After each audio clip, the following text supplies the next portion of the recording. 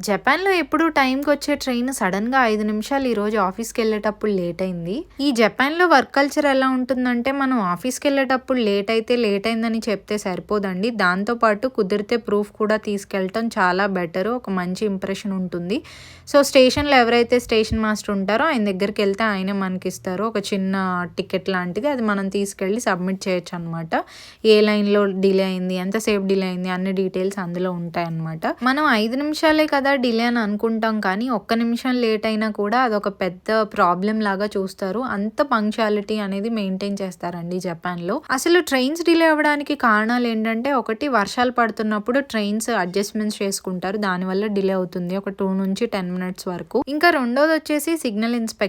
ఇంకా మూడోదొచ్చేసి ఎక్కువగా జరిగేది ఇది పర్సన్ ఇంజ్యూరీ అన్నమాట. జపాన్‌లో సూసైడ్ రేట్ అనేది బాగా ఎక్కువ ఉంటుందండి. సో, మనం ట్రైన్స్‌లో ట్రావెల్ చేస్తూ ఉన్నప్పుడు దారుల్లో ఇలాంటి యాక్సిడెంట్స్ అనేవి లేదా సూసైడ్స్ అనేవి జరుగుతూ ఉంటాయి. అందువల్ల ఎక్కువగా ట్రైన్స్ అనేవి డిలే అవుతూ ఉంటాయన్నమాట.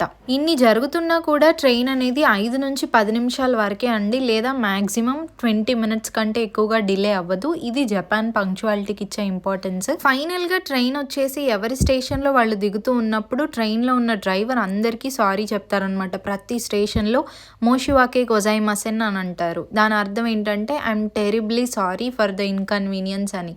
అంటే మిమ్మల్ని ఇబ్బంది పెట్టినందుకు సారీ అని చెప్పేసి ప్రతి స్టేషన్‌లో చెప్తూనే ఉంటారు.